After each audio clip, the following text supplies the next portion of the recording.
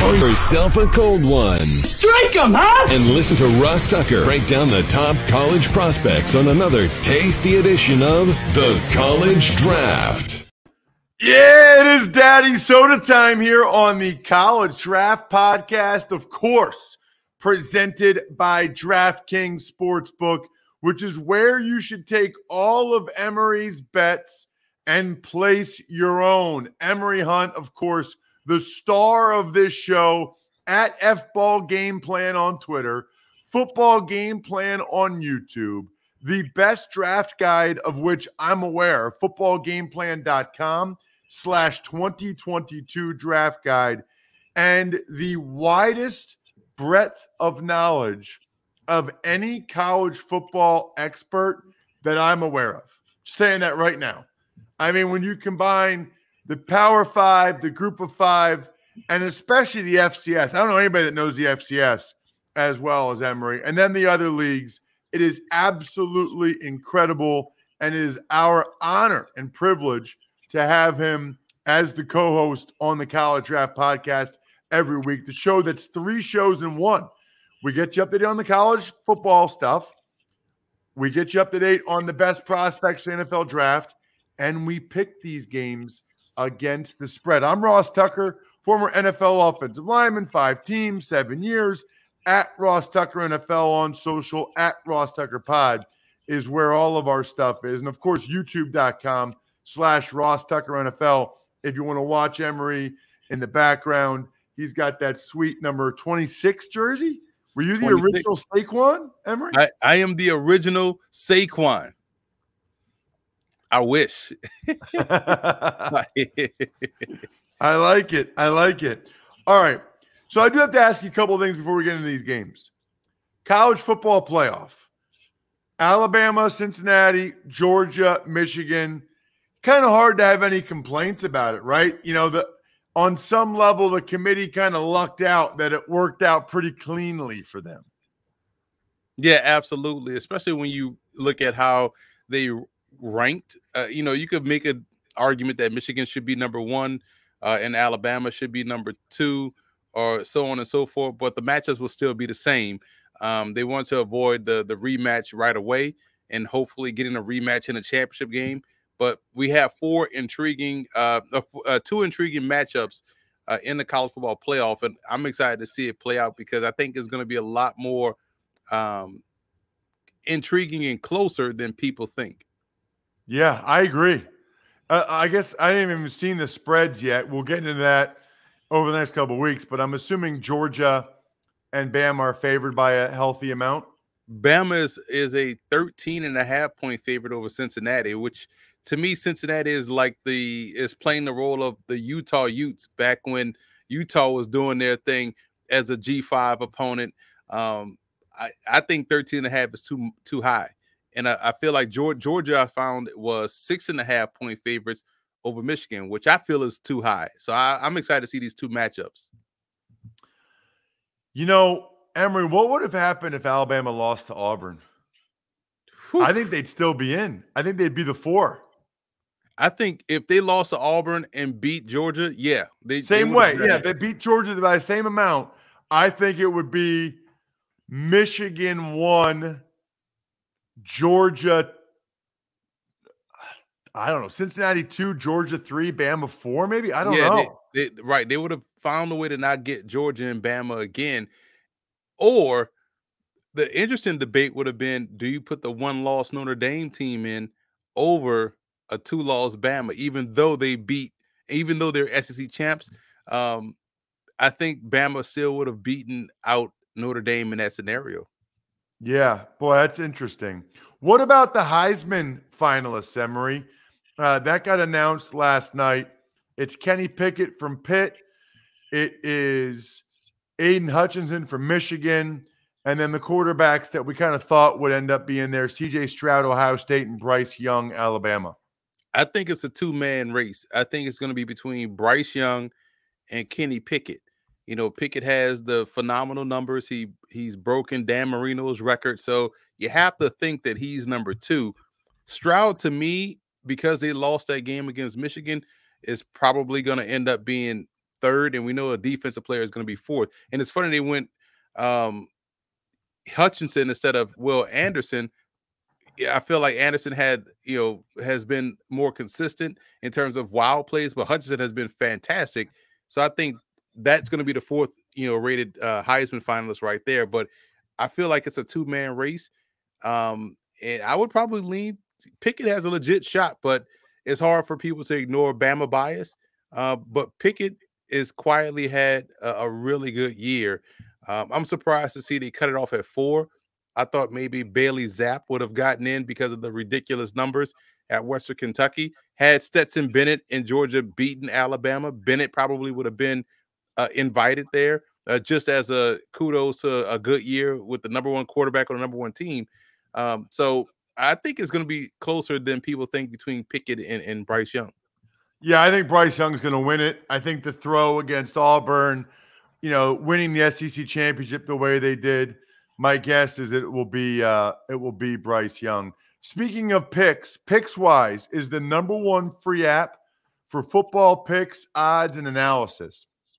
Find expert picks for every game all season long. Loaded with best bets, props, and parlays, you can find in-depth game predictions giving you the who, how, and why behind every prediction, all for free. Found your pick? Search our latest DraftKings promotions to sign up for an account and place your bet. Download the free PicksWise app now to make your next bet better. PicksWise backs responsible gambling. Gambling problem? Call 1-800-GAMBLER. All right, let's get into some of these games, including the game this weekend. I'll be calling. Very much looking forward to it. I love it every year. I'll be on the call for Army-Navy. Army is favored by 7.5 coming into this game. I haven't done enough on Navy yet to know if they have any NFL prospects. I can tell you Army really has 4 on the defensive side of the ball, and at least 3. They have 2 seniors. The nose tackle, Nolan Cockrell, will be in a camp. He's a stud. Eric Smith, the linebacker, kind of has to be in a camp because the linebackers next to him the last 3 years are all on rosters. I mean, you've got John Radigan made the Seahawks roster. Cole Christensen's been up and down on the Chargers roster. So Eric Smith kind of has to get into a camp. And then the best prospect they have is Andre Carter, who's a junior, who has 13.5 sacks. So there are some pro prospects to watch for sure in the Army-Navy game. Army favored by 7.5. They won 4, lost 3, won 4. Navy's had a tough year, but Navy plays a really tough schedule. 11 of the 12 opponents are bowl-bound, Emory. I mean, Navy had like the top 3 schedule in the NFL. I mean, in college football. Which way are you going here? I'm going to lay those points with Army. Army's offense has been dynamic. I love how they've expanded a little bit in throwing the football this year too. So you have that element to worry about. And Navy's defense just hasn't been what we used to see from Navy when they were in their decade run of dominance in this series, in my opinion. So I think Army's offense against that Navy defense is the key here. Diego Fago is the pro prospect for Navy, the linebacker. He's going to the Shrine game. But I just feel like Army's ability to throw now, it just makes it a different matchup here. And not saying they're going to go out there and air it out 11 times, but the fact that they can throw it effectively will be the difference. Navy's uniform, I think, wins the battle here. At first, Army's uniform was fantastic, and then Navy dropped theirs. It was like, you know what, man? That's the matchup also that you got to watch as well. But I do like Army to cover here. I kind of like Navy getting the points. The way they played against Temple, I just think it's going to be a 1-score game. So if you're going to get 7 in the hook, I think Army ultimately wins.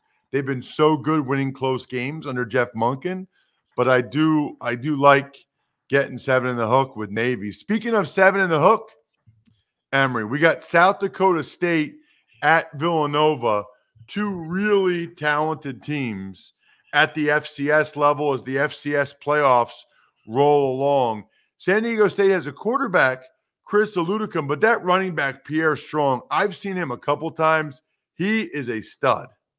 He is, man. He's one of the best backs, prospects in the draft, regardless of FCS or FBS. Definitely the best back coming out of the FCS this year, and the way he runs the football, and also is a threat as a receiver, and helps you out as a kickoff returner. So he has tremendous versatility and value. And he is a legit game breaker. And what's going to be even better is that South Dakota State is getting better as the season goes on. They're getting healthier. So they get Isaiah Davis back, who was a stud in the playoffs last year. He's healthy. He's fresh off a 150-plus yard performance, which then will take a lot of the pressure off of Pierre Strong, who's a versatile back, like we talked about. You go back and watch his play against Colorado State earlier in the year, and he was just flat out dominant. And Oladokin is one that we saw at South Florida, we saw at Sanford, and now we're seeing him here at South Dakota State. He provides, to me, the difference. And if you go back and watch the game last week against Sacramento State, the run he had where he evaded pressure within the pocket, he broke off about 3 dudes and was able to get out of dodge and get down the sideline and just get out of bounds. I want to say about the 2 or 3 yard line before they went in and scored. So it's that type of, bonus play that he gives you when the first play is dead. It makes it a dangerous matchup for any opponent that they face. What about for Villanova, Emory? I love their running back, Justin Covington, who's he's a Bronx native, and someone that he's built like how he's about 5'10", 225. So he's built like your standard running back. This year he's coming off of an injury. He tore his ACL, I believe, last year, and has recovered, has looked like the guy he looked like in 2019. So you like that he's getting back that burst and wiggle. I think he's just a solid back. And to me, if they're going to have a chance, they're probably going to lean on Covington, try to, slow play this ball game, shrink this ball game, and try to eke one out there in Villanova. What do you think here with South Dakota State laying the 7.5? I love Villanova's defense. I love the fact that they can swarm. But this South Dakota State team, we talked about Pierre Strong, we talked about Isaiah Davis, Oladokin, what he could do throwing the football, but the two receivers, the Yankee twins, Jackson and Jaden, these two dudes are legit, man. And the fact that their offense has gotten healthier the week before the playoff started, we saw this manifest itself last week in their blowout victory over, not really a blowout, but they really took care of business against Sacramento State. I will lay those points to South Dakota State. They got healthy at the right time, going into the playoffs, and I think they'll, be able to outgun Villanova. Okay, what about the team we always see in the playoffs at this point, North Dakota State? They are laying 22.5 against East Tennessee State, again in the FCS playoffs. Seems like North Dakota State always has a lineman, and this year one of them is Cordell Volson. Yeah, he's someone that's phenomenal. He may end up in the Senior Bowl. I think he already has a Shrine invite, but he's a right tackle that plays really well on both ends of offense. So his pass pro is solid.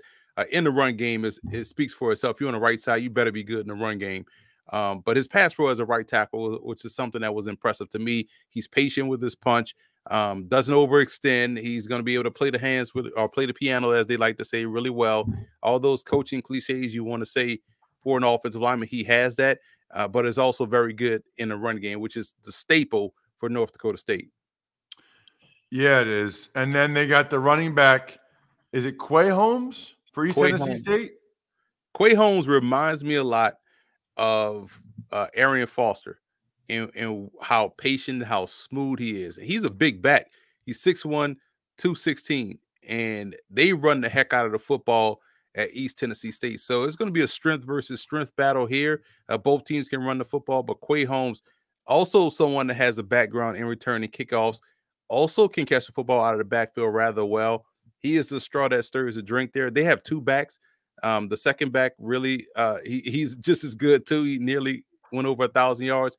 But Quay Holmes is someone that you definitely want to keep an eye on because he to me, is very underrated. Does he have good vision, Emory? He absolutely does, Ross. Okay, good. Because we like visibility. It's your first line of defense when it comes to staying safer on the road. Seeing better means spotting the unexpected even faster. If you're looking for better visibility, head over to AutoZone. They got the parts and products you need to drive safer and see more behind the wheel. They've got replacement lights to brighten up the road if you're driving late at night, if you've got dull headlights. The key, though, there's nothing worse than squeaking or streaking wipers. They've got replacement wipers to help you clear your windshield during any storm, rain, sleet, snow. It's always a good time to upgrade anything visibility related. But now's maybe the best time with rougher winter weather and longer nights ahead. Ready to see more and drive safer? Visit your nearest AutoZone or head to AutoZone.com to start your job today. Get in the zone, AutoZone. All right. North Dakota State's laying 22.5, Emory. That's a lot. What do you think? It's a lot, but when you look at the D-line matchup in this one, East Tennessee State is very light up front on the defensive side of football. You talk about 250, 280. You know, I know size is not a skill, but at some point it matters in the trenches, right? And if they're not able to win on first down or second down or even third down against his run game, it can be an issue. And I think it's going to be an issue. So I would feel comfortable in laying those points. North Dakota State is just too dominant at the point of attack to let up here, especially if East Tennessee State can't win throwing the football, which I think they want to come in and try to run the ball. That's been their game all season long. But I think North Dakota State can take away the run and force them to throw, which is a losing battle. So I'm laying those points with the Bison. Emory, let's start to talk about some of these bowl games that will kick off next week. There's a bunch of them next week, so it's good news that we can get ahead of a couple of them now, like Coastal Carolina against the MAC champions. What an unbelievable story to be picked last and win the conference. What other conference would that happen? None. It just doesn't happen. It's only the MAC.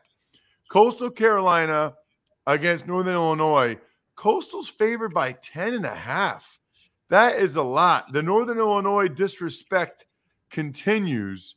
Coastal's got a tight end who caught your eye. Yeah, Will Likely is phenomenal. He's a good move tight end. He's an H-back type, can beat one-on-one coverage. He can get down the seam. He does a good job in, these kick-out blocks and wham blocks, things of that nature. And he's going to I think he's going to the Senior Bowl. If not the Senior Bowl, it's a Shrine Game. So either one, and he's been on the radar for quite some time. He's going to be someone that Northern Illinois will have to take away and force Grayson McCall to go to the outside. If they can do that, it strengthens their chances to pulling off the upset here. And then for Northern Illinois, they got they got a couple. I was watching them in the MAC championship game. They got a couple running backs. They're tough. That Clint Ratkovich, he doesn't want to go down. He doesn't, man. And he's someone that fits today's game. He's versatile.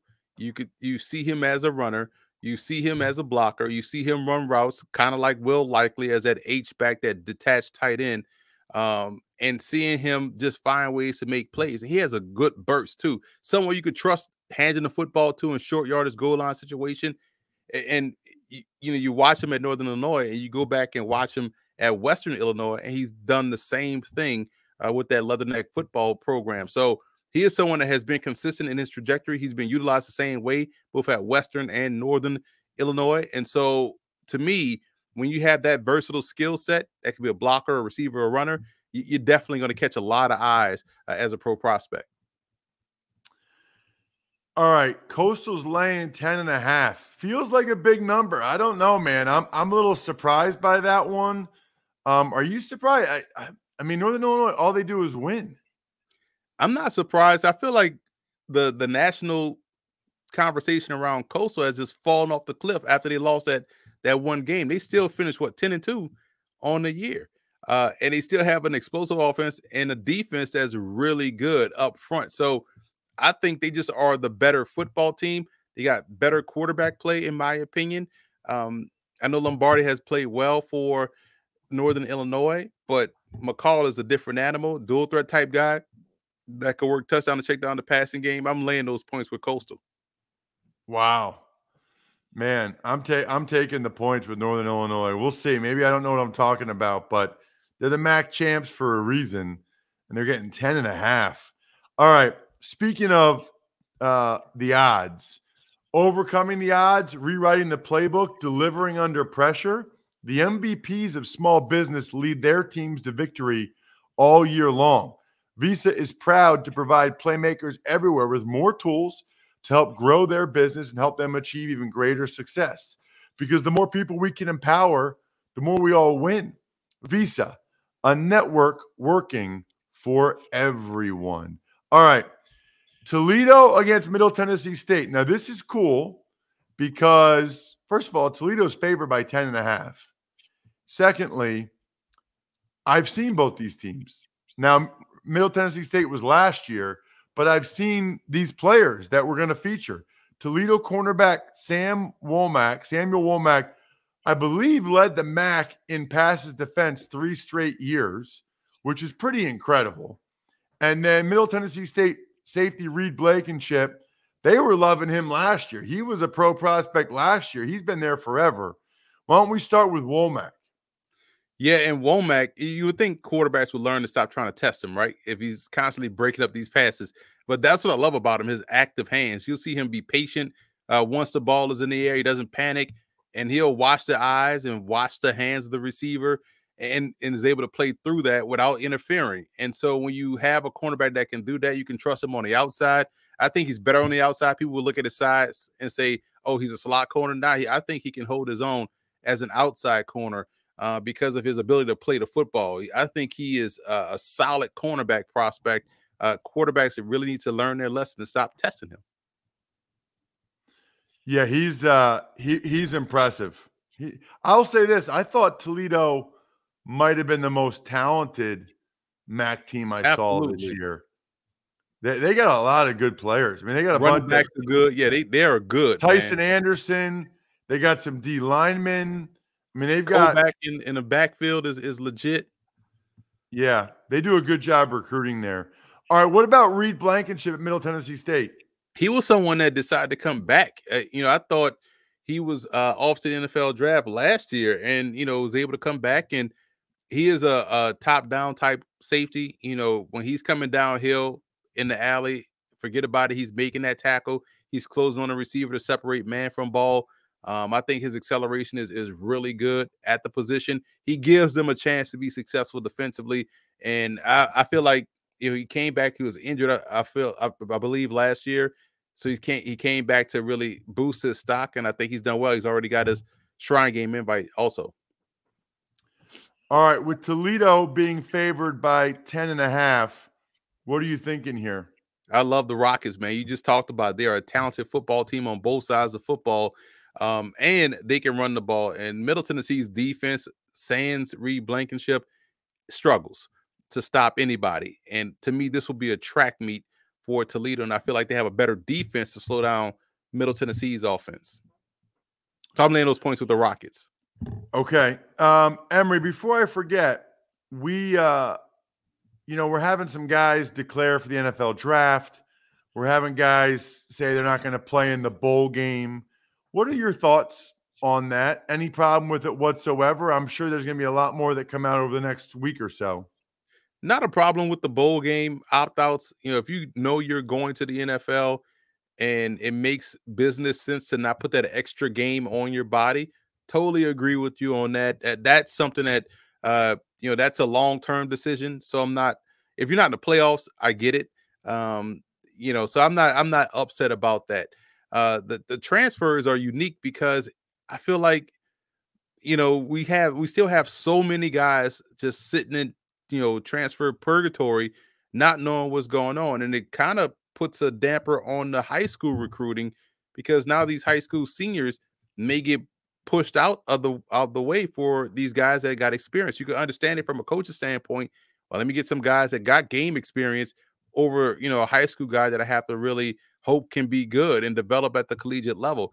So the transfers really, kind of irk me a little bit because of how many they are. And just when you think you got a handle on, and maybe just from a selfish perspective of, okay, I got a handle on these guys coming from, this program, these FCS programs, and these are seniors, they're graduating. The next thing you know, they have the long post on social media that they're, transferring with the extra year to play. And you're like, oh, wow, I thought this guy was done. But he has another year, and now he's going to the transfer portal. So, you don't know where guys end up and how that affects the draft. I kind of wish they kind of pushed that draft declare date up a little bit to kind of help the process out. But the transfers bother me more so than guys opting out of bowl games. Interesting. Check out this man on social media at FBall Game Plan on Twitter, Football Game Plan on YouTube. Of course, it's the best draft guide out there, especially if you want to get all the information on the lower level guys. It's incredible. Footballgameplan.com/2022 draft guide. I'm at Ross Tucker NFL on social media. We are at Ross Tucker Pod. Even Money Podcast will drop today. My power rankings on the Ross Tucker Football Podcast have already posted, which is awesome. And next week, we'll be diving into the rest of the bowls, and we'll see what happens in Army Navy and the Heisman. I think we're done here. Thanks for listening to the College Draft Podcast. Make sure to also subscribe to the Ross Tucker Football Podcast, Fantasy Feast, Even Money, and the Business of Sports. All available at Apple Podcasts, rosstucker.com, or wherever podcasts can be found. A lot of times on the show, I mentioned DraftKings. Here's what you need to know. You got to be 21 or older, New Jersey, Indiana, or Pennsylvania only. New customers only. Restrictions apply. See DraftKings.com/sportsbook for details. Gambling problem, call 1-800-GAMBLER, or in Indiana, 1-800-9-WITH-IT. By the way, if what I was talking about included a deposit bonus, doesn't always, sometimes it does. Deposit bonus requires 25 times playthrough, and deposit bonuses are paid out in site credit.